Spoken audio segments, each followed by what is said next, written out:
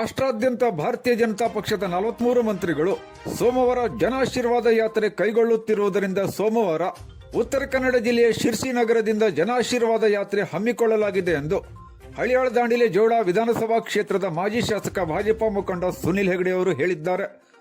ಭಾನುವಾರ ದಾಂಡೇಲಿ ನಗರದ ಪಕ್ಷದ ಕಚೇರಿಯಲ್ಲಿ ನಡೆದ ಸುದ್ದಿಗೋಷ್ಠಿಯನ್ನು ಉದ್ದೇಶಿಸಿ ಮಾತನಾಡುತ್ತಿದ್ದ ಅವರು, ಕರ್ನಾಟಕ ರಾಜ್ಯದಲ್ಲಿ ನೂತನ ಸಚಿವರುಗಳಾದ ರಾಜೀವ್ ಚಂದ್ರಶೇಖರ್, ಶೋಭಾ ಕರಂದ್ಲಾಜೆ, ಎ ನಾರಾಯಣಸ್ವಾಮಿ, ಭಗವಂತರಾವ್ ಕುಬಾ ಇವರುಗಳು ಸೋಮವಾರ ಆಗಸ್ಟ್ 16ರಿಂದ ಜನಾಶೀರ್ವಾದ ಯಾತ್ರೆಯನ್ನು ಆರಂಭಿಸಿ 5ರಿಂದ 6 ಜಿಲ್ಲೆಗಳಿಗೆ ಪ್ರವಾಸ ಕೈಗೊಳ್ಳಲಿದ್ದಾರೆ. ಈ ಹಿನ್ನೆಲೆಯಲ್ಲಿ ಜಿಲ್ಲೆಯ ಶಿರ್ಸಿ ನಗರದಿಂದ ಸೋಮವಾರ ಜನಾಶೀರ್ವಾದ ಯಾತ್ರೆ ಆರಂಭಿಸಲಾಗುತ್ತೆ. ಜನಾಶೀರ್ವಾದ ಯಾತ್ರೆಯ ಮೂಲ ಉದ್ದೇಶವೆಂದರೆ ಈ ವರ್ಷದ ಮುಂಗಾರು ಅಧಿವೇಶನದಲ್ಲಿ ನೂತನ ಸಚಿವರನ್ನು ಸದನಕ್ಕೆ ಪರಿಚಯಿಸಲು ಅವಕಾಶ ನೀಡದೆ ಕಾಂಗ್ರೆಸ್ ಮತ್ತು ಇನ್ನಿತರ ಪಕ್ಷಗಳು ಮುಂಗಾರು ಅಧಿವೇಶನಕ್ಕೆ ಅಡ್ಡಿಪಡಿಸಿದವು. ಇದರಿಂದಾಗಿ ಅಧಿವೇಶನದಲ್ಲಿ ಯಾವುದೇ ಚರ್ಚೆ ನಡೆಯದೆ ಮಹತ್ವದ ನಿರ್ಧಾರಗಳನ್ನು ಕೈಗೊಳ್ಳಲು ಅಸಾಧ್ಯವಾಯಿತು. ಅದರಂತೆ ರಾಮ ಮಂದಿರ ನಿರ್ಮಾಣ, ಸಿಎಎ, ರೈತ ಪರ ಮಸೂದೆ, ಕಾಶ್ಮೀರದಿಂದ ತೆಗೆದುಹಾಕಲಾಗಿರುವ ಕಲಂ 370 ಮುಂತಾದ ವಿಷಯಗಳ ವಿರುದ್ಧ ಪ್ರತಿಪಕ್ಷಗಳ ಕುಟಿಲ ಬುದ್ಧಿಯನ್ನು ಜನರಿಗೆ ತೋರಿಸಲೇಬೇಕಾದ ಅನಿವಾರ್ಯತೆ ಇದೆ.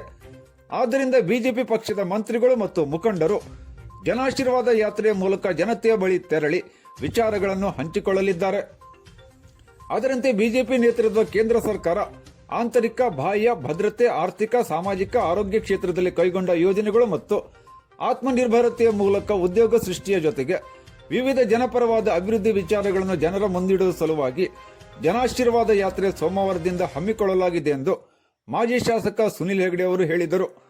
ಸುದ್ದಿಗೋಷ್ಠಿಯಲ್ಲಿ ದಾಂಡೇಲಿ ಮಂಡಳದ ಅಧ್ಯಕ್ಷ ಚಂದ್ರಕಾಂತ್ ಕ್ಷೀರಸಾಗರ್, ಬಿಜೆಪಿ ಜಿಲ್ಲಾ ಕಾರ್ಯದರ್ಶಿ ಬಸವರಾಜ್ ಕಲ್ಶೆಟ್ಟಿ, ಪ್ರಧಾನ ಕಾರ್ಯದರ್ಶಿ ಗುರುಮಠಪತಿ, ಮಾಜಿ ವಿಶೇಷ ಆಹ್ವಾನಿತ ಅಶೋಕ್ ಪಾಟೀಲ್, ಮಾಜಿ ರಾಜ್ಯ ಬಿಜೆಪಿ ಕಾರ್ಯಕಾರಿಣಿ ಸದಸ್ಯೆ ಶಾರದಾ ಪರಶುರಾಮ್ ಸೇರಿದಂತೆ ಅನೇಕರು ಉಪಸ್ಥಿತರಿದ್ದರು.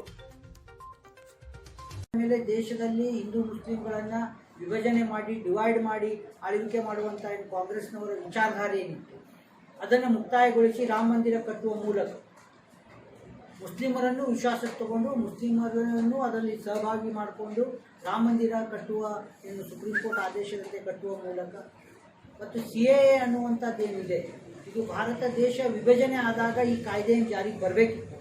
ಅವಾಗಿನ ಸಂವಿಧಾನದಲ್ಲಿ ಬರೆದಂಥ ನಿರ್ಮಾಣ ಅಂಬೇಡ್ಕರ್ ಅವರು ಹೇಳಿದ್ದಾರೆ, ನಮ್ಮ ಮಹಾತ್ಮ ಗಾಂಧಿಯವರು ಹೇಳಿದಂಥದ್ದನ್ನು ಜಾರಿಗೆ ತರದೇನೆ ಹಲವಾರು ಜನ ನಿರಾಶ್ರಿತರಾಗಿ ಬೇರೆ ದೇಶದಿಂದ ಇಲ್ಲಿ ಬಂದು ಏನು ಪರಿಸ್ಥಿತಿ ಅನುಭವಿಸ್ತಾ ಇದ್ರು, ಅವರಿಗೆ ಸಿಎಎ ಮೂಲಕ ಅವರ ಬದುಕನ್ನು ಕಟ್ಟಲಿಕ್ಕೆ ಅವಕಾಶ ಮಾಡಿಕೊಟ್ಟಿದ್ದು.